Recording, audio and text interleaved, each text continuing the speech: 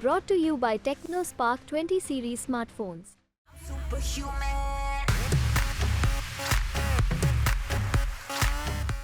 आप देख रहे हैं न्यूज तक और आप जानते हैं कि बनारस में हमारी टीम इस वक्त मौजूद है और कल आपने अजय राय जी का इंटरव्यू देखा। बनारस से आप देख रहे हैं, रोजगार पर हम लगातार बात कर रहे हैं। आज हमारे साथ बसपा के प्रत्याशी हैं जो बनारस में प्रधानमंत्री मोदी को सीधी टक्कर दे रहे हैं। अतर जमाल लारी साहब है, बहुत बहुत स्वागत है आपका। आपका भी स्वागत है, आपके चैनल का भी स्वागत है। ये बताइए कैंपेन कैसा चल रहा है? बढ़िया चल रहा है? कैंपेन बहुत अच्छा चल रहा है, फर्स्ट क्लास चल रहा है। डोर टू डोर जनसंपर्क चल रहा है, बैठकें भी चल रही हैं और सभाएं भी चल रही हैं। किन मुद्दों के साथ जा रहे हैं लोगों के बीच? देखिए, मुद्दा तो बहुत सा है और मुद्दों की अगर गिनती की जाए तो बहुत वक्त लगेगा। महंगाई है, बेरोजगारी है, भ्रष्टाचार है। बनारस शहर जो है बुनकरों का शहर है और बुनकरों के सवाल पे कोई बोलने के लिए तैयार नहीं है। बुनकर पूरे हिंदुस्तान में है, सबकी बात होती है। कांग्रेस ने जो न्याय पत्र जारी किया है उसमें बुनकर नाम की बुनकर शब्द का कोई वहां जिक्र नहीं है। सपा का भी जो घोषणा पत्र है उसमें बुनकरों के लिए कुछ नहीं है। वही हाल प्रधानमंत्री नरेंद्र मोदी जी का है, उनका भी जो भी संकल्प पत्र और जो कुछ भी जारी हुए हैं बुनकरों के लिए कुछ नहीं। बुनकरों को कांग्रेस ने हमेशा छला है, बुनकरों का वोट चाहिए। वही भाजपा ने भी हमेशा छला है। भाजपा ने बुनकरों में दो फांट कर दिया, बुनकर हिंदू वाहनी बना दिया, जबकि बुनकर हिंदू और मुसलमान सब है। तो सबसे बड़ी समस्या बनारस की जो है, क्योंकि मैं बनारस से लोकसभा का चुनाव लड़ रहा हूँ और बनारस बुनकरों का शहर है। बनारस जो है बुनकरों के नाम से जाना जाता है, बनारसी पान और बनारसी लंगड़ा आम के नाम से जाना जाता है। और उसको जो है कहीं भी किसी ने अपने घोषणा पत्र न्याय पत्र में जगह नहीं दी।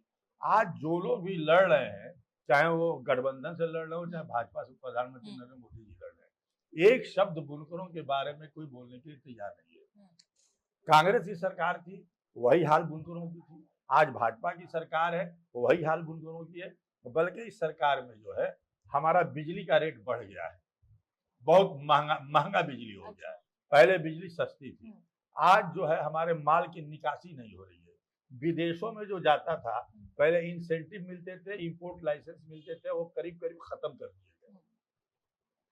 हमारे बुनकरों का जो करगे जहाँ चलते थे वहां पे जो है अब वहाँ उन जगहों पे कॉमर्शियल टैक्स लगाया जा रहा है। तो तमाम ऐसी समस्याएं बुनकरों की है। उसके साथ साथ किसानों की समस्याएं हैं, किसानों की लड़ाई है।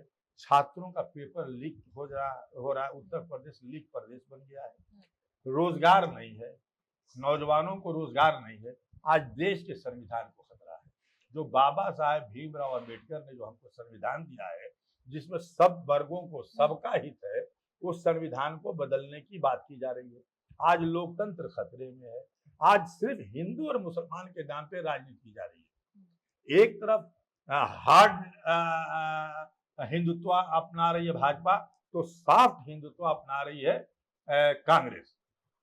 दोनों हिंदुत्व के राह पे चल रहे हैं और कोई एक दल नहीं है जो कहीं कभी मुसलमानों का नाम लेकर के बोल दे। आप किस राह पर चल रहे हैं? हमारी बात सुनिए, अल्पसंख्यक नाम तो दूर है। राहुल गांधी की यात्रा मणिपुर से महाराष्ट्र तक हुई, एक शब्द उन्होंने अल्पसंख्यक का नहीं लिया। बहन कुमारी मायावती जी हैं, वो हमेशा मुसलमानों का नाम लेकर के बोलती हैं, अल्पसंख्यकों का नाम लेकर बोलती हैं, खुल के बोलती हैं। कोई ऐसा नेता नहीं है जो बाबरी मस्जिद कह दे, सारे नेता बाबरी ढांचा कहते हैं। अभी बहन कुमारी मायावती जी कल और परसों उन्होंने बाबरी मस्जिद बोला है। आकाश आनंद बाबरी मस्जिद बोलते हैं। किसी नेता, सबको मुसलमान का वोट चाहिए। न्याय पत्र में, इनके घोषणा पत्र में कहीं भी मुसलमान की बात नहीं होगी। बहन मायावती जी ने हमेशा मुसलमानों की बात की है, लेकिन बहन मायावती जो कहा जाता है कि बी टीम है, वो खुला बोलती हैं, सही समर्थन करती हैं। तमाम इन नेताओं के बयान है, तमाम कांग्रेस के लोग। अभी राहुल गांधी ने कहा था कि हमारे पार्टी में आरएसएस का स्लीपर सेल है और कमलनाथ जैसे लोग जो हिंदू राष्ट्र की बात करते हैं। भाजपा भी हिंदू राष्ट्र की बात करती है, कमलनाथ भी, और कांग्रेस के लोग भी हिंदू राष्ट्र की बात करते हैं। तो फिर कांग्रेस और भाजपा में फर्क क्या है? ये दोनों एक सिक्के के दो पहलू हैं। आज राहुल गांधी को जातिगत जनगणना की बात याद आई। मंडल कमीशन की रिपोर्ट इन्होंने लागू नहीं किया, आरक्षण नहीं दिया, हमेशा इसका इन्होंने विरोध किया है। ये वीपी सिंह की सरकार थी जो मंडल कमीशन की रिपोर्ट लागू हुई। तो आज देश में नौकरी नहीं है, महंगाई है, बेरोजगारी है, भ्रष्टाचार है। हमारे प्रधानमंत्री जी हिंदू और मुसलमान की बात करते हैं, एक प्रधानमंत्री को शोभा नहीं देता। वो सबके प्रधानमंत्री है, लेकिन वोट के ध्रुवीकरण के लिए इस तरीके की भाषा। कहा जाता है मुसलमानों का आरक्षण छीन लेंगे, क्या मुसलमान बैकवर्ड नहीं है? सच्चर कमेटी की रिपोर्ट पढ़ लीजिए, उसमें मुसलमानों की हालत क्या है। तो फिर ऐसी बातें क्यों की जाती है? इसलिए कि ध्रुवीकरण हो, और भाजपा चुनाव हार रही है। और एक बात बता दूं कि बहन मायावती के बगैर किसी सरकार कोई बनने वाली नहीं है। किंग मेकर बहन मायावती जी बनेगी तभी सरकार बनेगी, नहीं तो। और हमको मजबूत सरकार नहीं चाहिए। किंग मेकर बन रही है मायावती जी? जी इंशाअल्लाह जरूर बनेंगी। पूरे अच्छा। देश में लड़ रही हैं। कहानी में ट्विस्ट है, मतलब लोग सोच रहे हैं कि क्या बसपा का अस्तित्व तो नहीं खत्म हो जाएगा? आप कह रहे हैं किंग मेकर की भूमिका निभाएंगी? बिल्कुल निभाएंगी। इंडिया गठबंधन में अगर उनको जाने की बात थी तो सबसे पहले अखिलेश यादव जी और राम गोपाल ने विरोध किया था। ये हकीकत है कि नहीं है? आज अगर उनको इंडिया गठबंधन में सम्मान मिला होता तो और दृश्य अलग होते। मोदी जी गुजरात चले गए होते। ये इंडिया गठबंधन के लोगों की देन है जो भाजपा को आगे बढ़ा रहे हैं, और कांग्रेस की देन है। तो कांग्रेस की वजह से जो है भाजपा आज यहाँ तक पहुंची है, नहीं तो भाजपा यहाँ तक नहीं पहुंचती। और आज हमारी भाजपा के जो नेता हैं वो मंगलसूत्र की बात करेंगे, मुगल की बात करेंगे, औरंगजेब की बात करेंगे, मटन की बात करेंगे, मछली की बात करेंगे, यानी हर वक्त हिंदू और मुस्लिम की बात होगी। ये देश के लिए हित नहीं है। हम चाहते हैं आपसी सद्भावना, आपसी प्यार मोहब्बत। बनारस गंगा जमुनी तहजीब का मरकज है। फिर ज्ञानवापी का मुद्दा छेड़ दिया गया, मथुरा का मुद्दा छोड़ दिया गया। ये सब मुद्दे बंद होने चाहिए। विकास की बात होनी चाहिए, देश तरक्की कैसे उस पर बात होनी चाहिए। पीएम तो कह रहे हैं सबका साथ सबका विकास कर पा रहे हैं कि नहीं? तो मुसलमानों के साथ क्यों जहर उगल रहे हैं? आप बताइए। जो टिप्पणी उन्होंने की हाल में, उस पर आप क्या कहेंगे? कौन सी टिप्पणी? जो मुसलमानों को लेकर टिप्पणी। हाँ, उन्होंने कहा कि ये घुसपैठिए हैं, ये घुसपैठिए हैं, ये जो है ज्यादा बच्चे पैदा करते हैं। तो अपने बारे में तो सोचे ना, ये लोग अपने बारे में सोचे, ये लोग कितने बच्चे पैदा करते हैं। मुसलमानों को गाली दी जा रही है, घुसपैठिए कहा जा रहा है। क्या डॉक्टर जाकिर हुसैन घुसपैठिए थे? मौलाना अबुल कलाम आजाद घुसपैठिए थे? फखरुद्दीन अली अहमद घुसपैठिए थे? वीर अब्दुल हमीद जिसने पाकिस्तान का टैंक तोड़ा घुसपैठिया था? आप हमारे जो है ब्रिगेडियर उस्मान घुसपैठिए थे? यहीं बनारस में हम पैदा हुए। क्या जिनको भारत रत्न दिया गया जो है बिस्मिल्लाह खान घुसपैठिए थे? आप इस तरीके की भाषा आप मुसलमानों के लिए इस्तेमाल करते हैं। आप कहते हैं कि घुसपैठिए हैं, हम घुसपैठिए हैं। हम इस देश के नागरिक हैं, हमने इस देश को आज़ाद कराया है। इनके लोगों ने आज़ाद, हिंदू महासभा और आरएसएस के लोगों ने आज़ादी की लड़ाई नहीं लड़ी है। हमारे लोगों ने आज़ादी की लड़ाई लड़ी है, कुर्बानी दी है, खून बहा है, भाई आपने लहू से इस देश को सींचा है। हमने किसी मुसलमान को कभी नेता नहीं माना, हमने सैयद शहाबुद्दीन को नेता नहीं माना, हमने असदुद्दीन अवैसी को नेता नहीं माना। हमने हमेशा हिंदू समाज के लोगों को नेता माना, और फिर भी हमको जो है हमसे सर्टिफिकेट मांगा जाता है। हम पाकिस्तान नहीं गए, हम पाकिस्तान नहीं गए, हमने जिन्ना की बात नहीं मानी। हमने कहा कि हम अपनी मस्जिदों, मदरसों, कब्रस्तानों को छोड़ के नहीं जाएंगे। लेकिन आज हमारी मस्जिदें शहीद हो रही हैं, कब्रस्तानें मसमार की जा रही हैं, मदरसों को तोड़ा जा रहा है। हमने तो आज़ादी की लड़ाई लड़ी है ना। किन लोगों ने आज़ादी की लड़ाई है? आप इंडिया गेट पे जाके देख लीजिए, कितने हजारों लाखों लोगों का नाम लिखा हुआ है। लेकिन आज हमको गद्दार कहा जाता है पाकिस्तान भेज देंगे। पाकिस्तान, बांग्लादेश और अफगानिस्तान के लोगों को बसाया जाएगा और हमको विदेश में भेजा जाएगा। यही भाजपा का अपना साथ सबका विकास का नारा है। ये खोखला और झूठा फर्जी नारा है। अच्छा, सीधा सवाल, प्रधानमंत्री मोदी को बनारस में कैसे हरा रहे हैं आप? अजय राय जी को भी, या क्या मान रहे हैं सीधी टक्कर पीएम से ही है क्या आपकी? देखिए, अजय राय भी भाजपा में रहे हैं, डीएनए में भाजपा है, और मोदी जी की भी भाजपा की। दोनों लोग आरएसएस की पाठशाला से पढ़े हुए हैं। अजय राय का आपराधिक इतिहास उठा के देख लीजिए, आपको मालूम नहीं हो तो चुनाव आयोग से निकलवा लीजिए, उनके ऊपर कितने केसेस हैं। और दो भाजपा के नेताओं से हमारी लड़ाई है, और सीधी लड़ाई हमारी जो है प्रधानमंत्री नरेंद्र मोदी जी से, अजय राय से हमारी कोई लड़ाई नहीं है। अजय राय 3 बार से चुनाव हार रहे हैं, 2 बार से पिंडरा से तीसरे नंबर पे आ रहे हैं और 3 बार से यहाँ से तीसरे बार आ रहे हैं, जमानत जब्त हो रही है। कुछ लोग ये भ्रम पैदा कर रहे हैं कि हम जो है इंडिया गठबंधन को देख रहे हैं, अजय राय को नहीं देख रहे हैं। अजय राय तो कहते हैं खराब है, ठीक है, तो उनका बयान जो है ज्ञान वापी से लेकर के तमाम मुद्दों पे बहुत गंदा आया है और मुख्तार अंसारी को लेकर के भी जिस तरह से उन्होंने जो जो बातें कही हैं, ये तमाम बातें तो कुछ हमारे समाज के लोग जो हैं, जो कुछ ठेकेदार हैं, वो कहते हैं कि नहीं हम अजय राय को नहीं देख रहे हैं, हम इंडिया गठबंधन को देख रहे हैं। हम उन लोगों से पूछना चाहते हैं कि अगर मोदी जी भी इंडिया गठबंधन से आ जाए, अमित शाह जी भी आ जाए या कोई डकैत आ जाए, तो क्या आप उसको भी वोट दे देंगे? जहां तक लड़ाई की बात है, अजय राय को तो लोग आजमा चुके हैं। देखिए हमारे साथ वोट बैंक, अजय राय के साथ कोई वोट बैंक नहीं है। आपके साथ कौन कौन सा वोट बैंक? दलित चमार वोट जो होता है, जिसको चमार वोट कहते हैं, वो एक तरफा हमारे साथ है। 2014 में अजय राय लड़े थे, 75,000 पाए थे और बहुजन समाज पार्टी का बहुत कमजोर उम्मीदवार लड़ा था, 73,000 वोट पाया था, 73,000 वोट पाया था। 2019 में समाजवादी पार्टी और बहुजन समाज पार्टी का गठबंधन था, तो 2 लाख के करीब वोट मिले थे। वो अगर वोट हम अपना 1 लाख अलग कर देंगे तो समाजवादी पार्टी का 1 लाख वोट हुआ, 1 लाख हुआ। अजय राय का वोट जोड़ दीजिए, तमाम वोट जोड़ने के बाद 2-2.5 लाख से ऊपर नहीं बढ़ेंगे। हमारा वोट पिछड़ों का है। मैं 2004 में लड़ा था, हमको जो है 96,000 सिर्फ बैकवर्ड देहात का हिंदू वोट मिला था, शुद्ध रूप से। जहां मुस्लिम बेल्ट था वहां मैं चुनाव हारा था, वहां पे 724 वोट मिला था। तो ये हमारा वोट बैंक पिछड़ों का, दलितों का एक वोट बैंक हमारे साथ मजबूत है। और उसके बाद से सर्व समाज का, जो हमारे साथ के लोग हैं, चाहे ठाकुर हो, ब्राह्मण हो, बनिया है, जो भी उनका वोट हमारे साथ है। और अगर हमारी कौम का वोट जुड़ जाएगा तो प्रधानमंत्री मोदी को टक्कर हम देंगे। अजय राय किसी कीमत पे नहीं दे सकते, ये लिख के दे रहा हूं। जिस दिन अजय राय टक्कर दे देंगे और नरेंद्र मोदी को हरा देंगे, आप जो कहिएगा मैं हारने के लिए तैयार हूं। लड़ाई अगर हमारी कौम, बुनकर समाज अगर हमारे साथ एक तरफा आ गया तो मोदी जी की टक्कर हमसे होगी, बाकी किसी से टक्कर नहीं। टक्कर होगी। फिर वोट कितने वोटों से आप जीत रहे हैं चुनाव? देखिए ये तो 4 तारीख को पता चलेगा।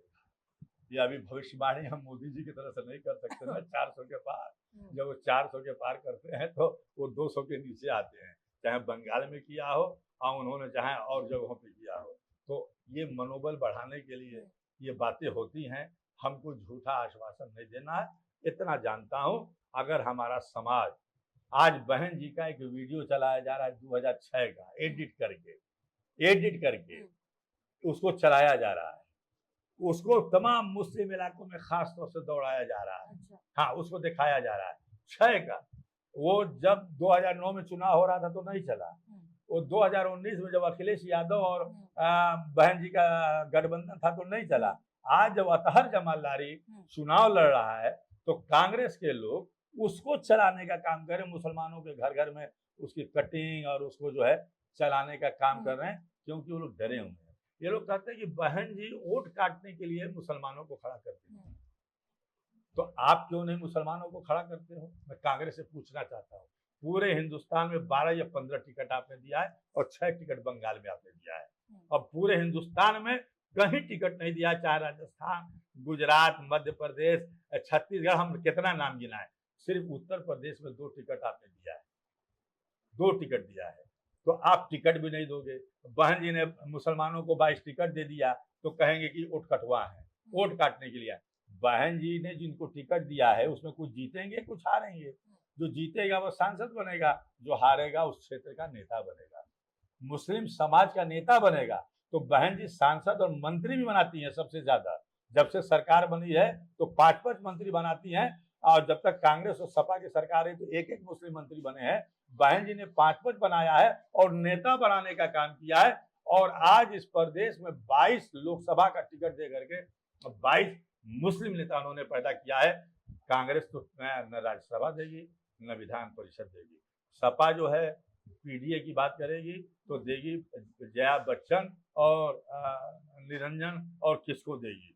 तो ये पीडीए की बात, आप टिकट भी नहीं दोगे, आप राज्यसभा भी नहीं दोगे, एमएलसी भी नहीं दोगे, नेता भी नहीं बनाओगे। तो बहन जी तो कम से कम मुसलमान नेता बनाने की एक फैक्ट्री है ना, सांसद बनाती है ना। जीत जाएगा तो सांसद बनेगा, हार जाएंगे तो नेता बनेंगे, एक मजबूत लीडर बनेंगे। मोदी के खिलाफ लड़ रहे हैं तो आज पूरे दुनिया में ये मैसेज जा रहा है ना कि एक मुसलमान बुनकर जो है मोदी को टक्कर दे रहा है। ये कम बड़ी बात है। बहन जी ने एक गरीब, मैं बुनकर हूं, मेरे पास कोई आमदनी का जरिया नहीं है, मेरी दुकान दो थी खत्म हो गई, मैं लूम चलवाता हूं और उससे मैं लोगों की मदद से चुनाव लड़ रहा हूं। तो एक गरीब बुनकर को बहन जी ने टिकट दिया। ये लोग क्यों नहीं देते? बुनकर को टिकट भी नहीं देंगे, बुनकर के बारे में बोलेंगे भी नहीं। कांग्रेस ने जो है हमेशा धोखा दिया है। मनमोहन सिंह की सरकार थी तो बुनकरों को धोखा दिया गया, आज भी धोखा दी जा रही है। और वही हाल जो है माननीय प्रधानमंत्री नरेंद्र मोदी जी की है। वो तो हमेशा हिंदू मुस्लिम करते हैं। अच्छा, मैं देख रही हूँ कि बात लगातार आपने कहा कि टक्कर सीधा पीएम मोदी से है, कांग्रेस से कोई टक्कर ही नहीं, अजय राय से कोई टक्कर नहीं, लेकिन अटैक सिर्फ अजय राय पर हो रहा है, प्रधानमंत्री नरेंद्र मोदी पे। हाँ। हमको तमाम हिंदू मुस्लिम बुनकर को लेकर के अटैक ये कांग्रेस के लोग बोलते हैं, ये भाषा कांग्रेस के लोग बोलते हैं। क्या भाई, जो अजय राय में बुराई है तो उसको तो बोलेंगे ही बोलेंगे, उनकी तो कोई लड़ाई नहीं है। और जो भाजपा जो सांप्रदायिकता फैला रही, जो देश में 2014 के बाद देश में सांप्रदायिकता बढ़ी है, इतनी बड़ी हिंदुस्तान पाकिस्तान के बंटवारे में भी सांप्रदायिकता थी। कांग्रेस के दौर में जितने दंगे हुए किसी के दौर में नहीं हुए। सपा के शासनकाल में मुजफ्फरपुर में जो दंगा हुआ उसकी कोई मिसाल नहीं मिलती, जितना बड़ा दंगा हुआ। बहन जी के दौर में कोई दंगा हुआ तो बताइए आप। मेरा आपसे प्रश्न है, आप पत्रकार हैं, पूरे हिंदुस्तान में घूमती हैं, बहन जी के दौर में कोई इतना बड़ा दंगा हुआ हो तो बताइए। कांग्रेस के दौर में और सपा के दौर में कितने भयंकर भयंकर दंगे हुए हैं। और कांग्रेस की देन है जो भाजपा मजबूत हुए। कांग्रेस अगर बाबरी मस्जिद में मूर्ति नहीं बिठाई होती तो आज बाबरी मस्जिद का मसला नहीं होता, मंदिर की बात नहीं होती और पूरे हिंदुस्तान में मस्जिदों के अंदर मंदिर नहीं ढूंढा जाता। बहन जी का क्योंकि इतना जिक्र है, आप ये बताइए उनसे कोई बातचीत हुई, कैसे हराना है प्रधानमंत्री को, कैसे जीतना है ये चुनाव? जौनपुर में आई थी तो उनसे हमारी बातचीत हुई। अच्छा। हाँ, हमने बुनकरों का मसला उनके सामने रखा। हमने कहा कि बनारस बुनकरों का शहर है और बहन जी ने कहा कि एकदम सही बात है और मैं तो पूरे मुस्लिम समाज के लिए बोलती हूँ, उसमें बुनकर भी आ जाते हैं। मेरी खुल के बहन जी से बात हुई, मंच पे भी मैंने उनको एक गिफ्ट पेश किया। उसके बाद से जो उनके लिए रूम बनता है उसमें बुला करके हर प्रत्याशी से उन्होंने बात किया और हर प्रत्याशी ने अपनी अपनी बात बताई। हमने भी बुनकरों का मसला उनके सामने उठाने का काम किया और उन्होंने हमको आश्वासन दिया कि अगर जिस दिन हमारी सरकार बन जाएगी सबसे पहला काम बुनकरों का होगा, गरीबों और पिछड़ों, किसानों और नौजवानों का होगा। ये उन्होंने हमें आश्वासन दिया और यकीनन अगर सरकार बनेगी, उत्तर प्रदेश में बनेगी, वहां केंद्र में बनेगी, उनकी मर्जी से सरकार बनेगी तो बुनकरों का काम होगा। मैं अगर जिंदा रहूंगा तो बुनकरों का काम होगा और बहन जी अगर किंग मेकर बनेगी। इस बात को लेकर बहुत कॉन्फिडेंट है आप, किंग मेकर बन रही हैं? इंशाल्लाह, अल्लाह ने चाहा तो सब उसके हाथ में है, वो जिसको जो बनाना चाहे बना देगा। अच्छा, अजय राय जी के बारे में आप कह रहे थे कि उनके खिलाफ मुकदमे हैं, आप कह रहे थे कि उनके खिलाफ एक और बात आपने अजय राय जी को लेकर कही थी कुछ देर पहले कि उनका ट्रैक रिकॉर्ड जो है वो खराब है, लोगों ने आजमा चुके हैं, वो हार चुके हैं। तीन बार हारे हैं, तीन बार आप भी चुनाव हारे हैं, लेकिन हाँ हारे हैं। बनारस में हाथ आजमाया था। हाँ, मैं आया था 1984 में आजमाया था मैंने। इंदिरा गांधी की हत्या हुई थी, पूरा देश हार गया था, 412 सीटें मिली थी राजीव गांधी को। उस लहर में भी मैं दूसरे नंबर पे था और मैंने बताया ना कि 2004 में हारा था, देहात में जीत गया था गंगापुर कोलसला से। अच्छा। मुस्लिम बेट में हारा था, बाद में हमारे लोगों को अफसोस हुआ था। और आज भी अगर हमारे लोग कहीं से गलती करेंगे तो फिर वही अफसोस होगा। तो ये बताइए, बनारस आपके लिए, बनारस क्या है? इमोशन है, क्या है बनारस आपके लिए? हमारे लिए बनारस सब कुछ है। हमारे लिए बनारस दुनिया में, बनारस का सबसे ज्यादा नाम है। आज बनारस को दुनिया में लोग जो है गौतम बुद्ध से लेकर के जो है विश्वनाथ मंदिर से लेकर के जो है बनारसी साड़ी से लेकर के ज्ञानवापी मस्जिद से लेकर के तमाम इन बातों से लेकर के बनारस को जाना जाता है। उसमें बनारसी लंगड़ा बनारसी पान भी जोड़ लीजिए। बनारस पूरी दुनिया में जाना जाता है। ज्ञानवापी की जो तारीख है, जिसको मंदिर बनाने की बात हो रही है, इस पे कोई नेता बोल नहीं सकता है। मैं बोल सकता हूँ खुल के, 600 बरस पुरानी मस्जिद है और 600 बरस से उसमें नमाज हो रही है। आज भले जो कुछ भी किया जाए, और अगर मुलायम सिंह की सरकार में बैरिकेटिंग नहीं हुई होती तो फिर ये मुद्दा उठता नहीं। और एक बात और बता दूं आपको, जब बहन मायावती जी की सरकार थी तो उनकी सरकार में ज्ञानवापी में चूना कली उसकी मरम्मत हुई थी, उसमें साफ सफाई हुई थी। उसके बाद किसी भी मुख्यमंत्री की हिम्मत नहीं पड़ी कि ज्ञानवापी में चूना या कुछ भी उसमें जो है तेल रोगन पानी लगवा सके। ये बहन जी ने करवाया था। इसको अगर हमारा समाज भूल जाएगा तो फिर उस समाज के लिए कोई लड़ाई नहीं लड़ेगा। आखिरी सवाल, मोदी जी कैसे नेता लगते हैं? मोदी जी झूठ बोलने में सबसे माहिर हैं। मोदी जी झूठ बहुत बोलते हैं, उनको थोड़ा उस पर कंट्रोल करना चाहिए।